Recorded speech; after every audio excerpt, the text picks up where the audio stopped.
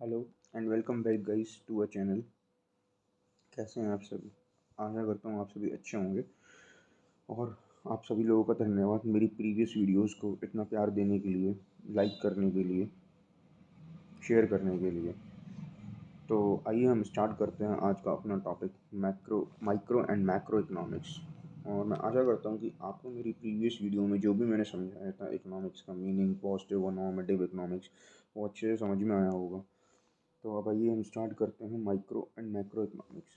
सो see, micro और macro का पहले मतलब क्या होता है मैं आपको ये समझाता हूँ। सी, माइक्रो, मैक्रो, देखिए माइक्रो माने छोटा एक तरह, और मैक्रो माने बड़ा।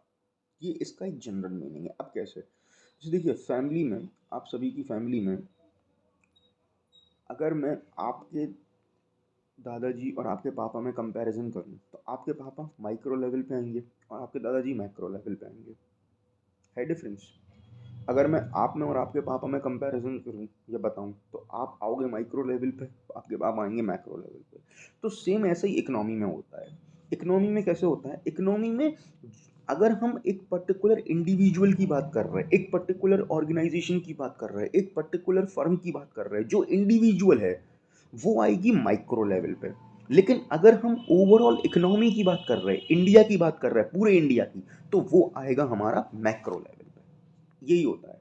एक इंडिविजुअल की इनकम, जैसे कि मान के चलो आपके पापा की इनकम 30,000 रुपये महीना, तो वो आ जाएगी आपकी काय में, वो आ जाएगी सॉरी, वो आ जाएगी काय में, वो आ जाएगी आपकी माइक्रो इकोनॉमिक्स में। और अगर मैं बात करूं कि ओवरऑल इंडिया की जो एग्रीगेट इनकम है, वो आ जाएगी मैक्रो इकोनॉमिक्स में। अंडरस्टूड? वो मैक्रो इकोनॉमिक्स में आ जाएगी। One second. वो मैक्रो इकोनॉमिक्स में आ जाएगी। अंडरस्टूड? अब तो माइक्रो इकोनॉमिक्स का एक और नाम होता है जिसको हम बोलते हैं प्राइस थ्योरी, और मैक्रो इकोनॉमिक्स का एक नाम होता है जिसको हम बोलते हैं इनकम थ्योरी। यहाँ पे हम प्राइस देखते हैं एक पर्टिकुलर इंडिविजुअल का, और यहाँ पे हम इंडिया के लेवल पे पूरे अपने इंडिया की इनकम जज करते हैं। अंडरस्टूड? अब पढ़ाता हूँ मैं आपको माइक्रो इकोनॉमिक्स होती क्या है। See, micro economics, one second. Micro economics सबसे पहले तो,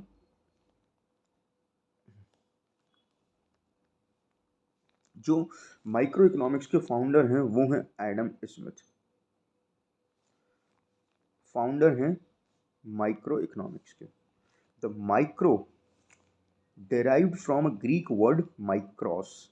माइक्रोस से लिया गया है ये, जिसका मतलब होता है छोटा, स्मॉल। मैंने कहा था ना छोटा।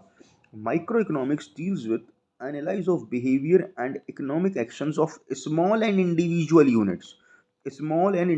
Units of economy. जैसे कि पर्टिकुलर कस्टमर, एक कस्टमर की बात हो गई, एक फर्म की बात हो गई, small group of individual unit की बात हो गई। So, concept of microeconomics is very important as it supplies the foundation for most of our understanding in the functioning of economy. In the functioning of economy. Understood? तो micro means छोटा, macro means बड़ा। Micro की अगर हम बात करेंगे तो एक इंडिविजुअल की बात करेंगे, और मैक्रो की बात करेंगे तो हम बहुत सारे लोगों की एक साथ बात करेंगे। बस आप इतना ध्यान रखो इसमें। अब हम आ जाते हैं इसके और दूसरे कॉन्सेप्ट्स पे डिटेलिंग में। वन सेकेंड, पेज को एडजस्ट कर लूँ मैं। अब देखो, अब आपको यहाँ से क्या पढ़ना है।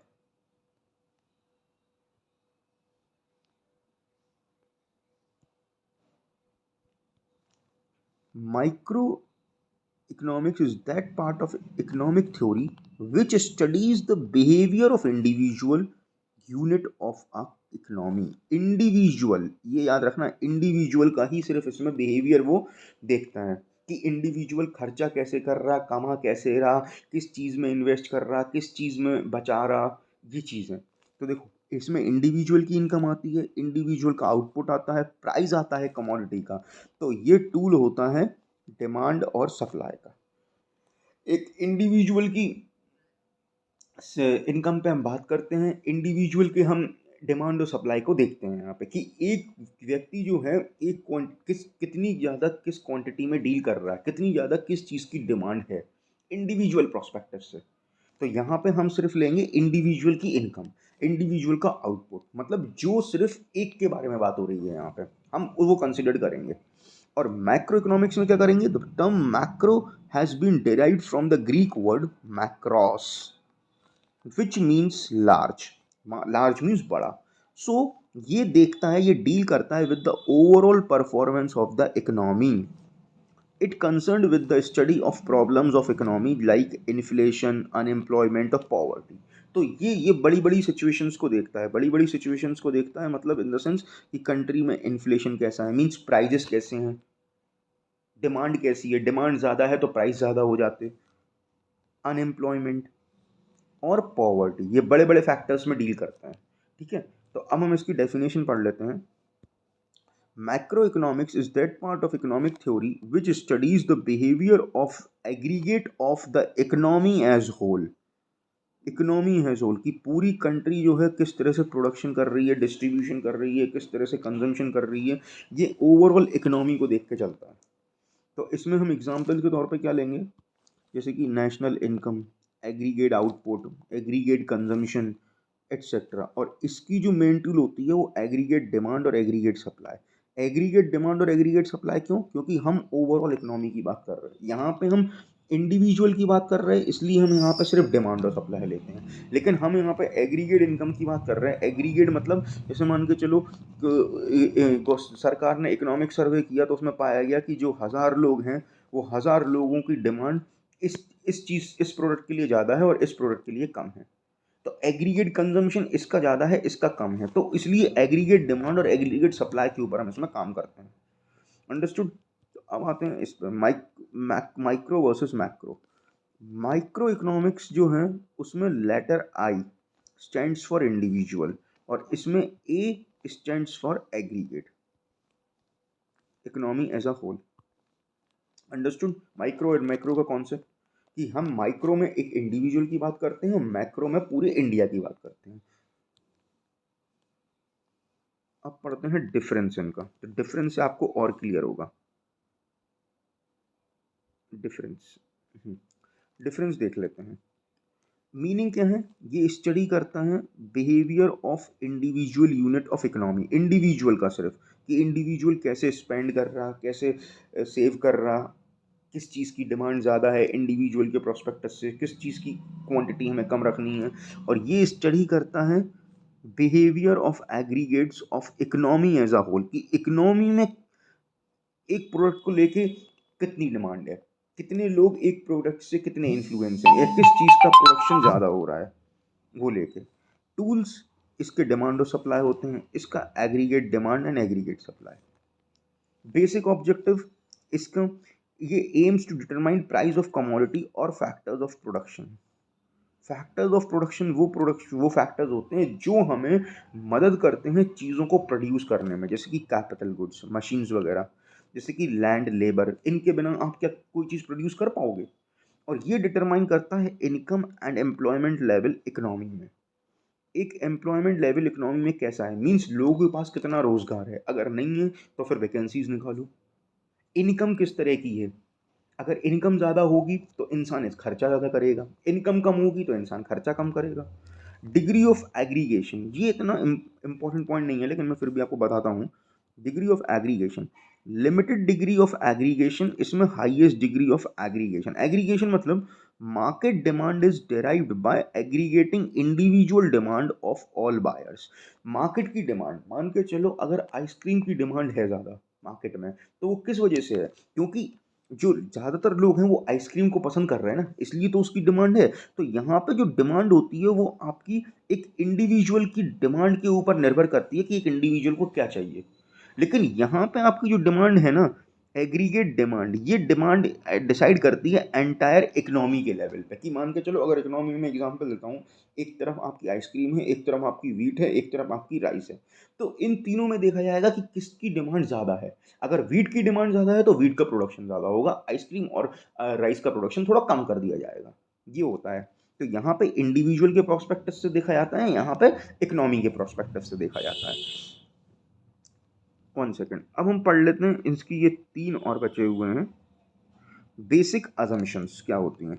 Basic assumptions, it assumes that all macro variables to be constant। देखो माइक्रो में जितने भी मैक्रो वेरिएबल्स होते हैं वो सारे कांस्टेंट होते हैं। मींस इसमें ना ही आप नेशनल इनकम अज्यूम करोगे, ना ही कंजम्पशन, ना ही सेविंग एक्सेट्रा, ये सारे कांस्टेंट होंगे। लेकिन इसमें आपके माइक्रो वेरिएबल्स कांस्टेंट होंगे, जैसे कि हाउस होल्ड, हम लोग आ गए, फर्म्स आ गई, प्राइस आ गया इंडिविजुअल प्रोडक्ट का, इसमें ये कांस्टेंट होते हैं। तो मतलब अपोजिट है ये, इसमें मैक्रो वेरिएबल्स कांस्टेंट होंगे, नेशनल इनकम, कंजम्पशन, सेविंग, और इसमें आपके माइक्रो वेरिएबल्स कांस्टेंट होंगे। इसको हम बोलते हैं प्राइस थ्योरी, इसको हम बोलते हैं एम्प्लॉयमेंट थ्योरी। ठीक है, और ये इसका एग्जाम्पल है इंडिविजुअल इनकम, इंडिविजुअल आउटपुट, इसका एग्जाम्पल है national income, national output. Understood? आपको बेसिक डिफरेंस समझ में आया माइक्रो माइक्रो में? बस आपको सिमिलर एक चीज़ समझनी है कि माइक्रो में हम एक इंडिविजुअल की बात करते हैं और मैक्रो में हम ओवरऑल इकोनॉमी को देखते हैं, ओवरऑल इकोनॉमी में क्या चीज़ें कैसी हैं। अंडरस्टूड? अब हम पढ़ लेते हैं interdependence of micro and macro. Interdependence क्या है? मतलब इंटरडिपेंडेंस, ये दोनों कैसे एक दूसरे के ऊपर डिपेंड हैं, कैसे एक दूसरे के ऊपर ये दोनों डिपेंड हैं। तो देखिए यहाँ इस पैराग्राफ में इतना कुछ खास नहीं है, इस पैराग्राफ में सिर्फ यही दिया है कि economics is a single subject and the analysis of economics cannot be split into two watertight compartments. Two watertight compartments. It means that microeconomics and macroeconomics are not interdependent of each other and there is much common grounds between two. It means both micro and macroeconomics are interdependent. Interdependent मतलब कैसे एक दूसरे के ऊपर ये निर्भर हैं। देखो अब मैं आपको एग्जांपल देता हूँ कि कैसे ये दोनों एक दूसरे के ऊपर क्या है, निर्भर हैं। जैसे कि मैं अगर आपसे बोलूँ कि सरकार ने जो है, गवर्नमेंट ने टैक्स रेट कम कर दिया। अब बताओ अगर सरकार ने टैक्स रेट कम कर दिया तो क्या होगा? टैक्स रेट कम कर दिया तो हर इंडिविजुअल को बेनिफिट होगा कि नहीं होगा? जो इंडिविजुअल्स लोन नहीं ले पा रहे थे, इन्वेस्ट नहीं कर पा रहे थे, वो अब इन्वेस्ट करेंगे कि नहीं करेंगे?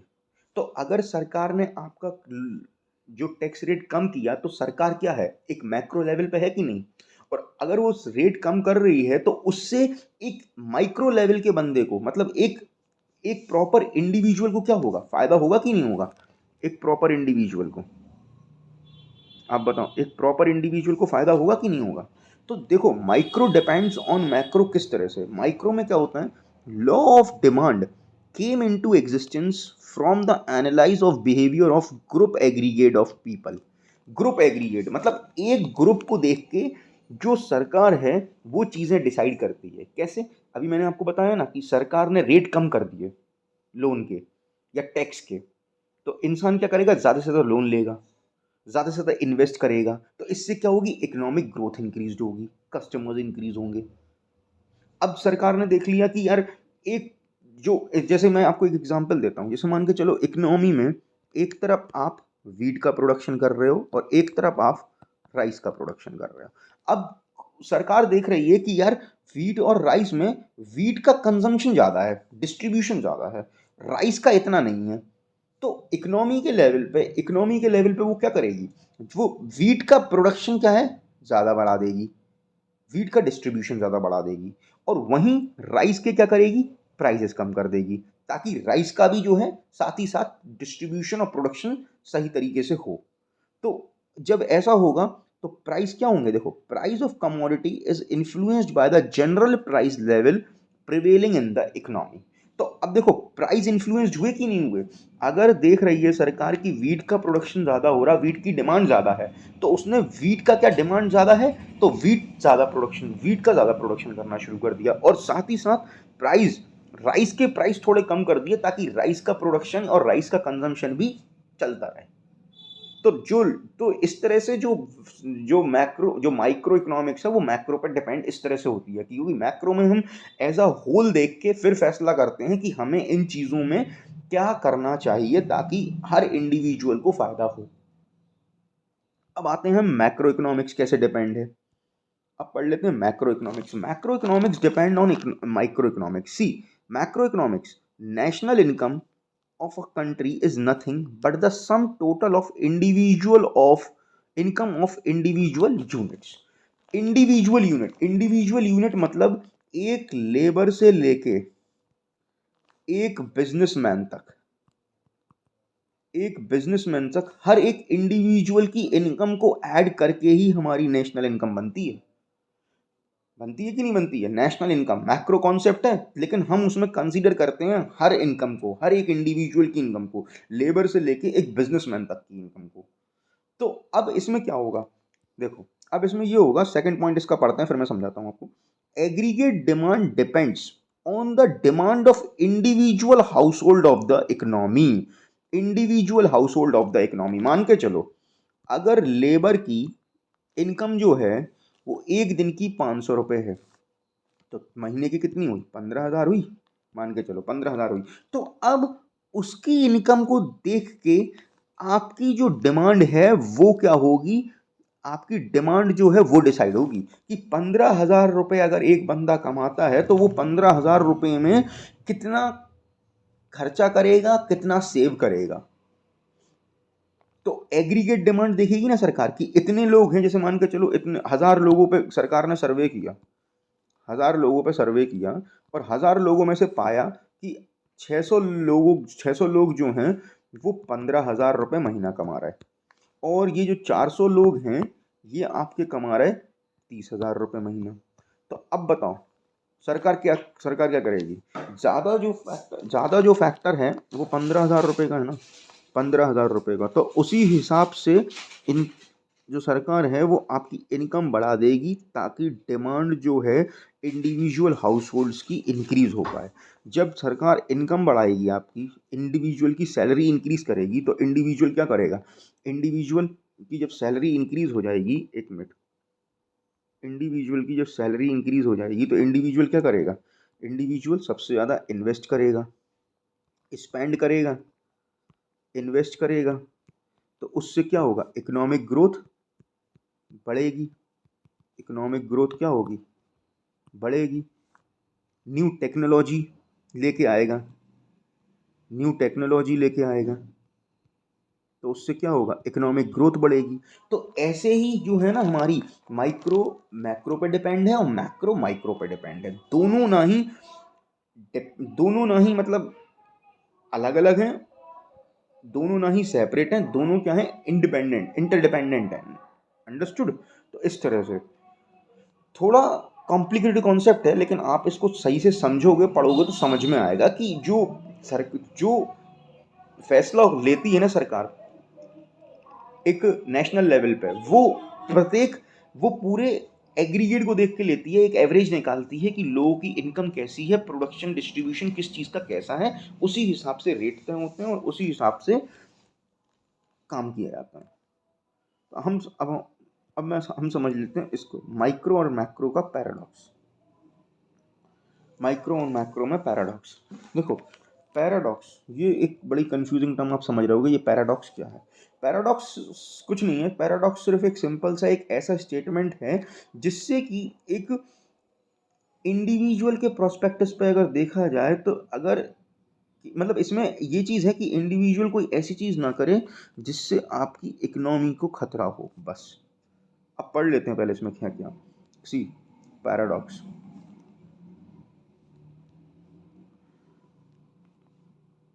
Paradox is a seemingly absurd or contradictory statement, though often a true statement. Sometimes there are paradoxes seen in micro and macro activities. It means an act which is beneficial for an individual may proven too harmful for the economy as whole। मतलब ऐसा act कि एक मतलब ऐसी चीज़ें जो एक individual के तौर पे आपके लिए तो फ़ायदेमंद हैं, लेकिन कहीं ना कहीं इकोनॉमी के लिए हार्मफुल हैं। कैसे? जैसे कि अगर इंडिविजुअल सेव करता है अपनी फैमिली के लिए तो वो बेनिफिशियल है, but the whole economy start saving तो it will result in contradiction of demand, output, employment and income. सही बात है। अगर एक इंडिविजुअल कमा रहा और सेव कर रहा तो उसकी फैमिली को फ़ायदा है। लेकिन अब मान के चलो अगर पूरी इकोनॉमी में सभी लोग ऐसा करने लगे तो फिर भैया चीज़ें कैसे बिकेंगी, प्रोडक्शन कैसे होगा, डिस्ट्रीब्यूशन कैसे होगा, लोगों को एम्प्लॉयमेंट कैसे मिलेगी। तो एक तरह से पूरी इकोनॉमी सफ़र करेगी ही नहीं करेगी। तो यही है माइक्रो मैक्रो पैराडॉक्स कि माइक्रो में हम एक इंडिविजुअल के लेवल पे देखेंगे तो हमें कोई खतरा नहीं है, लेकिन अगर हम एक इकोनॉमी के लेवल पे देखेंगे तो हमें उस चीज़ का खतरा है। तो पैराडॉक्स हमें ये बताता है। अब ये देखिए ये जो इम्पोर्टेंट है ना ये इतना इम्पोर्टेंट नहीं है which is more important micro and macro, क्योंकि दोनों ही इंटरडिपेंडेंट हैं, दोनों ही साथ में चलते हैं। So both micro and macro have a place of their own and none of them can be dispensed with. Microeconomics concentrate on the working of individual component and macroeconomics studies the economy in general. So ये important नहीं है, so मैं यहाँ से पढ़ता हूँ. So both the approaches are supplement to each other. The superiority of one approach over the other cannot be claimed. समझ में आ गया होगा आपको इतना तो.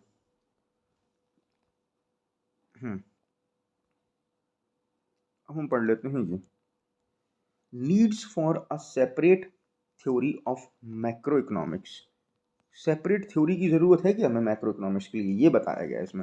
सो see macro economics fail to study micro economics fail to study the aggregate of the economy as whole.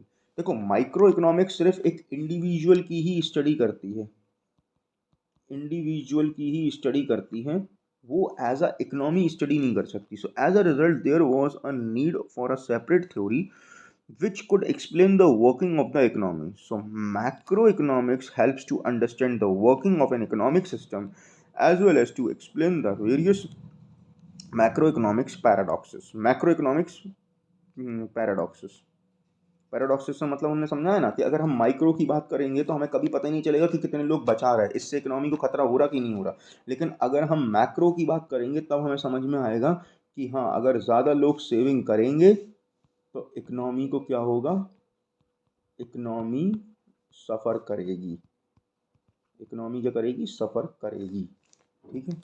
तो अब मैं समझता हूँ कि आपको मैक्रो माइक्रो का जो कॉन्सेप्ट है वो अच्छे से समझ में आ गया होगा, डिफरेंस समझ में आ गया होगा. मैक्रो और माइक्रो में हम काम किस तरह से करते हैं, किन चीज़ों को देखते हैं, ये समझ में आ गया होगा. और मैक्रो का लेवल होता है एक इंडिविजुअल लेवल, और माइक्रो का लेवल होता है एक इंडिविजुअल लेवल, एंड मैक्रो का लेवल होता है एक नेशनल लेवल. माइक्रो में हम चीज़ों को देखते हैं, एक माइक्रो जो इकोनॉमिक्स होती है वो प्राइस थ्योरी डिफाइन करती है, जिसमें हमारा जो मेन टूल होता है वो डिमांड और सप्लाई ही होता है. और मैक्रो जो होती है वो इनकम थ्योरी होती है, जिसमें हम ओवरऑल एग्रीगेट डिमांड और एग्रीगेट सप्लाई में डील करते हैं. तो मैं आशा करता हूँ कि आपको समझ में आया होगा. तो फिर मिलते हैं नेक्स्ट वीडियो में. तब तक के लिए चैनल को आप लाइक कर सकते हो, शेयर कर सकते हो, आपकी मर्ज़ी है, मेरी भी हेल्प हो जाएगी.